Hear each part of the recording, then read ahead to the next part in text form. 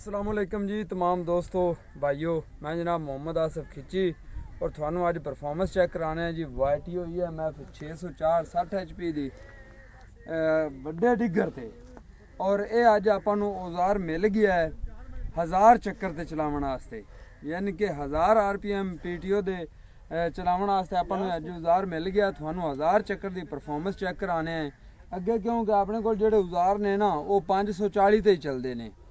तो हुण जनाब थानू अज इहदे ते 1000 चक्कर चला ते विखाना है, क्योंकि ये 1000 चक्कर ते चल सकता है।